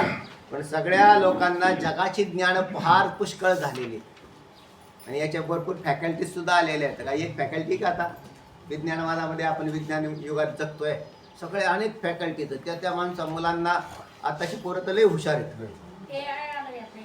हा माणसाला घरी बसवला आता. म्हणजे कृत्रिम ज्ञान आहे. चालूच राहणार ते का? हे जे चालू राहील ते चालू राहील. हे सगळा नियंता तोच आहे ना. पाहिल काय करायचे पुढे. तर त्या बुद्धीच्या द्वारे ज्ञान किती जरी झालं तरी मोक्ष मिळेल का? काही यायलाच मोक्ष द्यायचा. त्याला ते प्रश्न विचारले ते सांगतं की मी कृत्रिम मनुष्य आहे, असा तो प्रश्न सांगताय, उत्तर सांगताय बरं. त्याला म्हटलं आपण कोण आहात? मी आहे कृत्रिम मनुष्य आहे. म्हणजे कृत्रिम बुद्धी त्याच्यामध्ये वापरली. चांगलं आहे. ते रोबोट तंत्रज्ञान त्याच्यातच विकसित झालंय. विज्ञान आणि अध्यात्म हे दोन स्वतंत्र आहेत. विज्ञान अध्यात्माला फायदेशीर आहे असं मला तरी वाटतं. कारण तुम्हाला आधुनिक दृष्टांत यायला लागले ना. याला पूर्वी दृष्टांतच नव्हते. या वेदांत शास्त्रात पूर्वी दृष्टांत सांगायला आम्हाला दृष्टांत नव्हते. आज हेच दृष्टांत सगळे वापरता येतील आपल्याला. आणि विज्ञानाचे दृष्टांत वापरून अध्यात्म ज्ञानाची सिद्धी होते. हे किती झालं तरी तो काय म्हणताय? मी कृत्रिम आहे. आपल्याला मोक्ष होईल का असा प्रश्न विचारला. ते म्हणले मी काय सच्चिदानंद ब्रह्म थोडाच. लक्षात आलं ना? सच्चिदानंद ब्रह्म हे स्वतंत्र आहे. त्याच मानवाने ती कृत्रिम बुद्धिमत्ता विकसित करून त्याचं काय केलंय, ते एक टेक्निक तयार केलं. चला. सर्व त्रिपुटीचे ज्ञानकाली साक्षी या ज्ञात असतो त्याप्रमाणे हा. रज्जू ज्ञानकालीही साक्षी ज्ञात आहे. बरोबर आहे. रज्जू ज्ञान कालात सुद्धा साक्षी ज्ञात आहे. मूळ पाठीमागून एक शंका आली होती की 2 अधिष्ठान आहेत तिथं. 2 अधिष्ठान नसून चैतन्य एकच आहे, हे त्याचं उत्तर. पुढे. आणि तोच साक्षी सर्प ज्ञानाचे अधिष्ठान असून हा. रज्जू ज्ञानकाली साक्षीचे ज्ञान आहे. बरोबर. म्हणून सर्प ज्ञानाचा नाश संभवतो हम्म. हे सिद्ध झाले. ठीक आहे. पुढे. इथे मुद्दा संपला हा. होता. 21 सुरू झालाय का? झालाय थोडा. वाचा सगळा वाचा. हा. 21वा धनंजय महाराज. सर्प व सर्पज्ञान यास एकच अधिष्ठान असण्याबद्दल शंका व समाधान. ठीक आहे. येत पावेतो भ्रमकाली सर्पाचे अधिष्ठान रज्जू उपहित चैतन्य आणि सर्पज्ञानाचे अधिष्ठान अंतःकरण उपहित साक्षी चैतन्य अशी 2 भिन्न अधिष्ठाने सांगितली. येथ पावतो तुम्हाला भ्रमकाली म्हणजे जेव्हा भ्रम होतो तेव्हा सर्पाचे अधिष्ठान कोण आहे, रज्जू उपहित चैतन्य आहे. आणि सर्पज्ञानाचे अधिष्ठान अंतःकरण उपहित चैतन्य, साक्षी चैतन्य आहे. अशी 2 भिन्न अधिष्ठानं मागं होऊन गेली, पुष्कळ चर्चा झाली आपली. पण या संबंधी फार वाद आहे. याच्या संबंधी वाद आहेत. वाद आहेत म्हणजे जेवढं बुद्धी लावेल, डोकं लावेल तेवढे थोडेसे वाद उकडत चालतील. आणि 2 केले ना तुम्ही तर तिथं मग मागे पुढे व्हायलेच. कारण पदार्थ आणि पदार्थाचं ज्ञान हे युगपत उत्पन्न होतं आणि युगपत नाश पावतं असं जे मागं सिद्धांत आला होता याच्यावर कुठेतरी बाधा आल्यासारखी होईल. म्हणून चला तुम्हाला आता आम्ही एकच सांगतो. काय सांगतो? मग आता हे कशासाठी सांगितलं आम्हाला तुम्ही आधी तरी 2 अधिष्ठानं? तर आपल्या बुद्धीत तेवढं घर्षण झालं का नाही? असं केलं तर काय होईल, तसं केलं तर काय होईल. मनुष्य नेहमी चौकस बुद्धीचा असतो. म्हणून त्याच्यामधून तुम्हाला हा विषय आपोआपच विकसित झाला. मग आता याकरिता सर्प आणि त्याचे ज्ञान या दोहोस एकच अधिष्ठान आहे असे आता सांगतो. आता असं सांगतो. तर आता असं सांगतो पहिलं वेगळं सांगितलं असं का? तुम्ही का माघार घेतली? तर शास्त्र असं सांगतं, नेहमी सांगताना सिद्धांत पहिल्यांदा कनिष्ठ सांगावा आणि नंतर तोच सिद्धांत त्याच्या वरिष्ठ सांगून खंडन करावं. आणि वेदामध्ये सुद्धा असे अनेक सिद्धांत आलेले आहेत की जे सिद्धांत पहिल्या सिद्धांतापेक्षा वरिष्ठ दुसरा ज्या वेळेला येतो तेव्हा खालच्याचा बाद होतो आणि सगळ्यांचा बाद होतो तेव्हा ब्रह्माचा अवतरण होतो. त्याच्या पुढे जाऊन सांगतो त्यावेळेला सगळेच तुमचे हे भाग बाधित होऊन जातील. अहो म्हटले मग असं सांगा ना, अजून याच्यातलंही शंका आहेत पुष्कळ. कारण बुद्धीच्या शंका नाश करता करता एक दिवस बुद्धीचाच नाश करावा लागतो.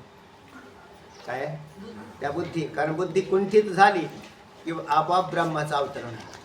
जोपर्यंत बुद्धी, कारण बुद्धी काय म्हणले, बुद्धी बोध्या सोके ते एवढी वस्तू चुके मन संकल्पनिके याही होऊन. अमृतानुभवमध्ये माऊली म्हणतात बुद्धी बोध्या सोके. बुद्धी आहे ना ती पदार्थांची ज्ञान करून घेण्यामध्ये काय सोकावलेली. आणि मग तिला ज्या वेळेला अंतिम श्रेष्ठ सिद्धांत येईल त्यावेळेला तिचं खंडन होतं. ऐका काय म्हणतायत, चला. शिष्य अहो दोघांचे अधिष्ठान एकच आहे असे कसे म्हणता येईल? शिष्याची शंका सांगतायत. कारण सर्प हा नेहमी पाहणाराचे शरीरावरून बाहेरच असणार. बरोबर आहे. आता तुम्हाला वळत पडलं कारण माग झाला ना विषय चर्चेत आला. पण आता तुम्हाला वळण पडलं बुद्धीला. आता तो काय म्हणतो, अहो शरीरावरून सर्प कुठे बाहेर. चला. त्या शरीराचे आत बुद्धीमध्ये मानता येणार नाही. आणि बुद्धी कुठे आहे? शरीराच्या आत. बुद्धी आत आहे आणि सर्प म्हणजे सर्पाचं ज्ञान आत आहे आणि सर्प बाहेर. असे 2 भाग झाले महाराज. आणि जर तो सर्प बुद्धीत मानून मायेने बाहेर दिसतो असे म्हणाल, आता तो सर्प तुम्ही बुद्धीत मानला अधिष्ठान एक करण्यासाठी आणि मग बाहेर दिसतो. कसा दिसतो? तर मायेच्या द्वारे दिसतो असं मांडलं. तर मग तुम्ही कोणाची ख्याती स्वीकारली? माझं ख्याती विचार आलेला आहे तो पाहून घ्या. त्याच्यात आत्मख्याती. आत्मख्याती कोणाची सांगितली होती? विज्ञानवादी बौद्धांची सांगितली. तर ती ख्याती तुम्ही स्वीकारली असा त्याचा अर्थ होईल. चला. बुद्धी सर्व पदार्थांचा आकार धारण करते असं वर्णन त्याच्यामध्ये आलेलं आहे. उत्पत्ती, स्थिती आणि नाश. तर तुम्ही ते स्वीकारले असं त्याचा अर्थ होईल. आणि तुमची अनिर्वचनीय ख्याती तुम्ही स्वीकारली नाही असा अर्थ होईल. चल, तर ख्याती वर्णनात आत्मख्यातीचा प्रकार आहे तोच तुम्ही मानता असे म्हणावे लागेल. हा. आणि ती आत्मख्याती अयोग्य आहे म्हणून तुम्ही मागे सांगितले आहे. बरोबर. आणि त्याचं खंडन सुद्धा झालेलं आहे. तिथे जाऊन पहा कसं खंडन झालेलं होतं. ज्या 5 ख्यात्यांचं खंडन आहे. आणि 6वी ख्याती कोणती? पहिली ख्याती कोणती होती? असत ख्याती. दुसरी आत्म, तिसरी अन्यथा, चौथी अख्याती, 5वी सत्ख्याती आणि 6वी अनिर्वचनीय. त्या पहिल्या 5 ख्यातींचं खंडन झालं. त्याच्यात 2 नंबरला ख्याती कोणती होती? आत्मख्याती. तर तिचंही तुम्ही खंडन केलेलं आहे. चला, तेव्हा बाहेर दिसणारा सर्प शरीराच्या आत आणता येत नाही, तसेच शरीराच्या आत असणारे ज्ञान केव्हाही बाहेर काढता येणार नाही. अशा प्रकारची शंका आहे. अजून काय? बाहेर आतलं ज्ञान बाहेर काढता येणार नाही. इथेच खंडन आहे. आतलं ज्ञान बाहेर काढता येतं का? हा, तरी असं येत आहे. बाहेरचा सर्प आत येत नाही ही गोष्ट स्थूल दृष्टीने येणार नाही. बरोबर आहे. पण आतमधलं ज्ञान बाहेर जाऊन व्यवहार करत. हे ज्ञानाचं वैशिष्ट्य. हा मोबाईल बाहेर आहे, तो बाहेरच आहे. हा काय आतमध्ये जात नाही. पण या मोबाईल बरोबर व्यवहार करणारं चैतन्य अंतःकरण वृत्तीतून कुठे जात आहे? म्हणजे म्हणतो किती दिला मोबाईल, व्यवहार झाला का नाही? व्यवहार केला तिथे. त्या मोबाईलचं ज्ञान अंतःकरण वृत्तीने होत आहे. आणि ती वृत्ती अज्ञान नाशक आहे. पण ज्ञान मात्र वृत्तीबरोबर गेलेलं चैतन्य करतं. म्हणजे अंतःकरण वृत्तीबरोबर जे ज्ञान जातं ते ज्ञान बाहेर जाऊन व्यवहार करत आहे. आणि हा काय म्हणतोय तर शरीराच्या आत असणारे ज्ञान केव्हाही बाहेर काढता येणार नाही. तर या हाच मुद्दा त्याचा शिष्याच्या शंकेतला चुकीचा आहे. चला, मग ते शरीराच्या आत प्रमात्याचे असो किंवा साक्षीचे असो, पण ते असणार आतच. तर आश्रय प्रमाता हा आतमध्ये राहून बाहेरचे व्यवहार करतो. हे त्याचं उत्तर आहे. येईल पुढे. चल, असे असतात सर्प व त्याचे ज्ञान या दोघांचे अधिष्ठान एकच आहे असे कसे म्हणता येईल? ही शंका आहे पुन्हा उघडली. काय उत्तर आहे ऐका. श्री गुरु, सर्प आणि त्याचे ज्ञान यास एकच अधिष्ठान आहे असे म्हणण्यास हरकत नाही. याला म्हणायचं पहिल्यांदा सूत्रबद्धता सांगितली. पहिल्यांदा काय केलं? ऑब्जेक्शन युअर ऑनर असं म्हटलं. पहिल्यांदा ऑब्जेक्शन आहे. कशावर ऑब्जेक्शन? तुम्ही जे मांडलेत ना 2 ते तसं नसून एकच आहे. म्हणून सर्प आणि त्याचे ज्ञान याचं एकच अधिष्ठान आहे हे पहिल्यांदा सांगावं लागतं. आणि नंतर त्याचं विश्लेषण सांगायचं. ऐका आता विश्लेषण. कारण रज्जू किंवा सर्प शरीराच्या आत येत नसला तरी अंतःकरणाची वृत्ती शरीराच्या बाहेर रज्जू जवळ जाते हे निश्चित आहे. झालं का नाही? हे कळालं ना? यात काय न कळण्यासारखं काहीच नाही. जशी अंतःकरणाची वृत्ती चक्षुरेंद्रियातून आपोआपच त्या प्रमेय वस्तूपर्यंत जाते. म्हणून त्या वृत्तीबरोबर कोण जात आहे? ज्ञान जातं, म्हणजे चैतन्य. ते व्यवहार्य चैतन्य तिथं व्यवहार करताना दिसतं. चला, तिथे गेल्यावर प्रथम रज्जूचे इदम असे सामान्य ज्ञान होते. मंद अंधकार असल्यामुळे तिथे काय आहे हे न कळणं याला इदंत असं म्हणलं. इदम म्हणजे काहीतरी पुढे. त्या इदमाकार झालेल्या अंतःकरण वृत्तीस हा. जे चैतन्य अधिष्ठान आहे हा. तेच साक्षी चैतन्य. तेच साक्षी चैतन्य असून हा. ते बाहेरही आहे. आतही आहे आणि म्हणजे अंतःकरणाच्या वृत्तीबरोबर जो आभास गेलेला आहे तो आभास त्याला चैतन्य असं म्हटलं. आणि तो कुठे गेलेला आहे? त्या पदार्थापर्यंत गेला. तर तिथे इदम म्हणून प्रथम जे ज्ञान झालं त्यावेळेला तिथे एक चैतन्य अगोदर अस्तित्वात आहे. त्याला म्हणतात प्रमेय चैतन्य. आणि जे गेलेलं प्रमाणाबरोबर गेलेलं ते प्रमाण चैतन्य. प्रमाण चैतन्य आणि प्रमेय चैतन्य हे दोन्ही एकत्र येतात आणि ज्ञान होतं. मग ते इदम म्हणा. पहिलं ज्ञान तिथं कोणतं होतं? इदम. हे ज्ञान त्या ठिकाणी उत्पन्न होतं. पण हे उत्तर आलं का? संपलं इथं. खरं उत्तर संपलेलं इथं. की म्हणजे व्यवहार कसं काय होईल? तर व्यवहार होतोय चैतन्य म्हणून. कोणत्या चैतन्यात व्यवहार होतो हे मिनिट लक्षात ठेवत चला. एक सामान्य चैतन्य जो आत्मा आहे तो व्यवहार करत नाही, आणि दुसरा जो विशेष आत्मा आहे म्हणजे विशेष आभासयुक्त जे चैतन्य ते व्यवहार करते. आणि बाहेर जाणारं चैतन्य कोणतं आहे? आभास. हे विशेष चैतन्य वृत्तीतून बाहेर जाऊन व्यवहार करते. आणि याला मी तुम्हाला चांगला एक दृष्टांत म्हणून सांगितला होता. आभास आभास कशाला म्हणतात? आम्ही आता ज्या ठिकाणी बसलेलो आहे तिथं सूर्याचा प्रकाश आहे, पण तो थेट नाही. थेट प्रकाश आहे का? नाही. पण प्रकाश नाही का? म्हणजे इथे प्रकाश आहे पण तो थेट प्रकाश नाही. आणि तो बाहेर गेला तर थेट प्रकाश आहे. आता त्या थेट प्रकाशात आरसा नेला तुम्ही. काय केला? आरसा नेला. तर आरसा नेल्यावर त्या आरशामध्ये वेगळा सूर्याचा प्रकाश परत प्रगट झाला. आणि तो सूर्य आता ह्या भिंतीवरती जो प्रकाश पडलेला आहे त्या भिंतीवर प्रकाश पाडल्यावर त्याच प्रकाशात आरशाचा एक प्रकाश परत टाकला तुम्ही. टाका, आपण त्याला कवडसा म्हणतो. तो किती प्रकाश झाले त्याच्यात? 2. एक पूर्वीचा प्रकाश होताच त्याला सामान्य, आणि तो आरशाच्या मार्फत काचेतून जो तयार झालेला आहे तो विशेष. आता इथे काच कोणती आहे? अंतःकरणाची. प्रत्येक जीवाच्या ठिकाणी काय आहे? त्याच्या शरीराच्या मापाचं अंतःकरण झालं. त्याच्यामध्ये जे प्रकाशित चैतन्य आहे ते चैतन्य व्यवहार्य चैतन्य आहे, ते व्यवहार करत आहे. मूळचं जे पहिलं चैतन्य आहे ते व्यवहार करत म्हणून या चैतन्यात व्यवहार करताना दिसतोय, पण त्या विशेष चैतन्यात म्हणा किंवा आभासात. चला, त्या इदम आकार झालेल्या अंतःकरण वृत्तीस जे चैतन्य अधिष्ठान आहे तेच साक्षी चैतन्य असून ते बाहेरही आहे. बरोबर आहे. ते बाहेर बी आहे आणि आतही आहे, कारण चैतन्य एकच आहे. त्या इदमाकार अंतःकरण वृत्ती उपहित साक्षी चैतन्य असलेली अविद्या तीच सर्प आणि त्याचे ज्ञान या दोन्ही रूपांनी परिणाम पावते. त्या इदमाकार अंतःकरण वृत्ती उपहित साक्षी चैतन्य आश्रित असणारी जी अविद्या. आता पहा, अधिष्ठान एकच कसं? अविद्या पहिल्या काय म्हटले होते? पूर्वी काय म्हटले होते? रज्जू उपहित चैतन्य आश्रित जी अविद्या ती सर्पाला कारणाशी ठरली होती. झालं.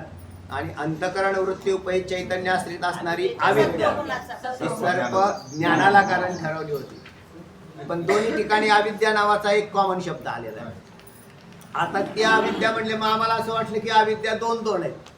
आता शास्त्रकार म्हणतात त्या इदमाकार अंतःकरण वृत्ती उपहित चैतन्य आश्रित जी अविद्या. कोणती अविद्या? साक्षी चैतन्य आश्रित. पण अंतःकरण वृत्ती उपहित साक्षी चैतन्य आश्रित जी अविद्या, तीच अविद्या सर्प आणि त्याच्या ज्ञान या दोन्ही रूपाने परिणाम पावते. काय वजा केलं? बरोबर आहे. रज्जू उपहित चैतन्य आश्रित अविद्या काढून टाकली आणि कोणती अविद्या ठेवली? अंतःकरण वृत्ती उपहित चैतन्य आश्रित असणारी अविद्या ही एकच अविद्या ठेवली. आता रज्जू उपहित चैतन्य आश्रित असणारी अविद्या का काढून टाकली?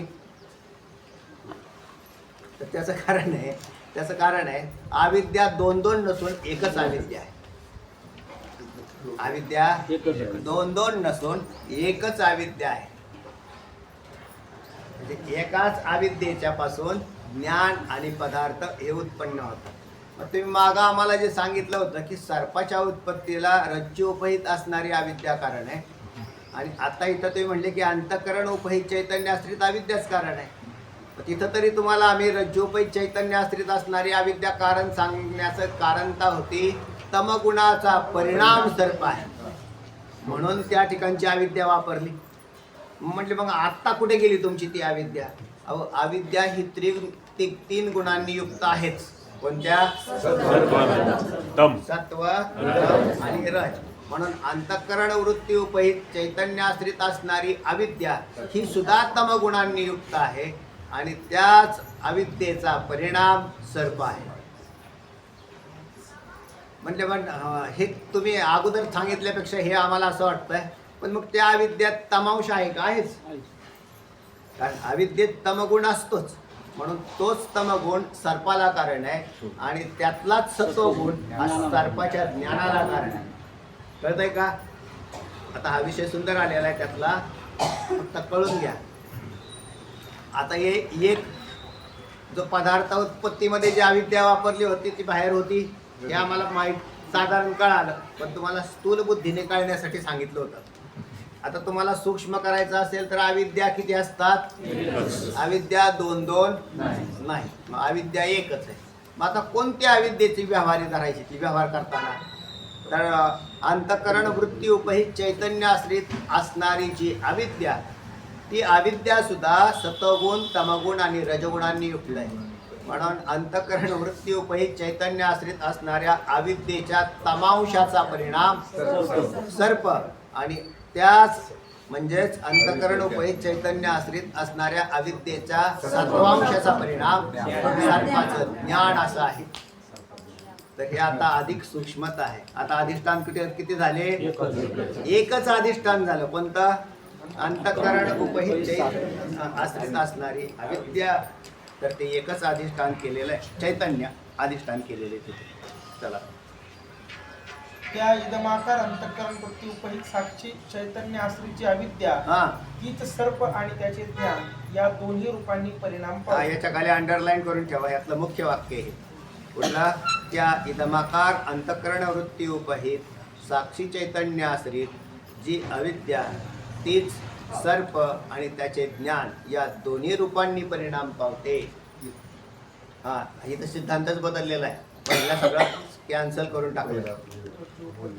आता त्या अविद्येतील तमगुण सर्पाचे उपादान व सत्वगुण सर्पज्ञानाचे उपादान आहे. कोणत्या अविद्येतल्या? त्या अविद्येतल्या जिथं आता ही अविद्या सांगितली, अंतःकरण वृत्ती उपहित चैतन्य आश्रित जी अविद्या, त्या अविद्येच्या तमगुणाचा परिणाम सर्प म्हणजे त्याचं उपादान झालं, आणि सत्वगुण हा सर्पज्ञानाचं उपादान. वृत्ती शरीराचे बाहेर रज्जूच्या ठिकाणी गेली आहे, म्हणून वृत्ती उपहित चैतन्य ही बाहेर आहे. आता कोणाला शंका घ्यायचं काही कारणच नाही. मग तेव्हा तिथं चैतन्य कुठलं आणलं? अहो, सगळीकडे एक तर चैतन्य आहेच, पण अंतःकरण वृत्तीने सुद्धा एक चैतन्य घेऊन गेले ना, आणि खरं तर तेच चैतन्य व्यवहार करते, मूळचं चैतन्य व्यवहार करत नाही. जितके अंतःकरणाचे स्वरूप हा, तितके साक्षीचे स्वरूप असते. पहा, जेवढे अंतःकरणाचे स्वरूप तेवढे साक्षीचे स्वरूप असते. साक्षी म्हणजेच प्रकाशन करणारं चैतन्य. आता जितकं अंतःकरणाचं स्वरूप म्हणजे आकार है ना, तुमचं अंतःकरण किती मापाचं आहे? शरीर तुमच्या शरीराच्या मापाचं. म्हणजे अंतःकरणाचं माप विचारलं तर शरीर सांगायचं, आणि साक्षीचं माप विचारलं तर अंतःकरणाचं सांगायचं. म्हणजे काय? एकच झालं ना हो. म्हणजे ज्याच्या माप जितकं मापाचं शरीर तेवढ्या मापाचं अंतःकरण, त्या अंतःकरणात प्रकाशित तेवढंच चैतन्य. म्हणून जितके अंतःकरणाचे स्वरूप तितके साक्षीचे स्वरूप असते. कारण अंतःकरण किंवा त्याची वृत्ती यास जे अधिष्ठान चैतन्य त्या साक्षी ही संज्ञा आहे. आणि त्याचं जे अधिष्ठान चैतन्य त्याला साक्षी अशी संज्ञा आहे. चैतन्य सर्वत्र आहेच आहे. अंतःकरण वृत्ती रज्जू देशाच्या ठिकाणी बाहेर गेली आहे, म्हणून वृत्ती उपहित चैतन्य ही बाहेर आहे. आपापच बाहेर जाते वृत्ती. बरोबर आहे. त्यामुळे ते सर्पाचाही आश्रय आहे, बरोबर. आणि ज्ञानाचा तर आश्रय आहेच. ज्ञानाचा तर आहेच आहे, पण सर्पाचा सुद्धा अंतःकरण वृत्ती उपहित असणाऱ्या चैतन्यातली अविद्या ही त्याच म्हणजे त्याच्यापासूनच सर्प निर्माण झालेला आहे. याप्रमाणे आत्मख्याती न मानताही साक्षी मानले चैतन्य गाव आत्मख्याती? आता तुम्ही नाही, आत्मख्याती न मानताही साक्षी चैतन्य सर्प व त्याचे ज्ञानास अधिष्ठान आहे असे म्हणण्यास हरकत नाही. बिलकुल. आणि नंतर जेव्हा रज्जूचे प्रत्यक्ष ज्ञान होते तेव्हा रज्जू आणि वृत्ती एकत्र होतात, आणि त्या उपाधी भेदामुळे भिन्न असलेले अधिष्ठान चैतन्य एक होते. बरोबर. नंतर काय होतं? ज्या वेळेला रज्जूचं ज्ञान होतं तेव्हा रज्जू आणि वृत्ती एकत्र होतात, आणि त्या उपाधी भेदामुळे भिन्न असलेलं ज्यावेळी अधिष्ठान चैतन्य ते काय होऊन जातं? एक होऊन जातं. म्हणून रज्जू ज्ञानाने सर्प आणि ज्ञानाची निवृत्ती होते हे म्हणणं सिद्ध झालं. ह्यांनी अधिष्ठान काय केलं? अविद्या काय केली? एक केली. चैतन्य एक होतच, पण चैतन्य एक असूनही भिन्न उपाध्या असल्या कारणाने शंका निर्माण होत होत्या. मग आता तुम्हाला या सर्प आणि सर्पज्ञान या दोघांचं उपादान कारण कोण आहे? अविद्या. आणि ती अविद्या दोन दोन मांडण्यापेक्षा एकच केली चांगलं होईल. मग ती एक अविद्या कोणाकडून धरायची? बाहेरची धरायची का आतली धरायची? तर मग आपोआपच अंतःकरण वृत्ती उपहित चैतन्य आश्रित असणारी अविद्या तीच सर्प आणि सर्पज्ञानाची जन्मदाती आहे हे सिद्ध झाले. म्हणून एकच अधिष्ठान मानून सगळा व्यवहार निर्माण झाला. आता याला तुम्हाला अजून एक दुसरा म्हणजे हाच मुद्दा पक्का होण्यासाठी सुंदर खाली दृष्टांत आलेले आहेत. म्हणजे खालचा विषय आलेला आहे तोही ऐकण्यासारखा आहे, पण आपली वेळ संपलेली आहे. हा घ्यायचा आहे नको आता जास्त जड होईल. कुंडलिक वरदा विठ्ठल श्री ज्ञानदेव तुकाराम पंढरीनाथ भगवान की जय.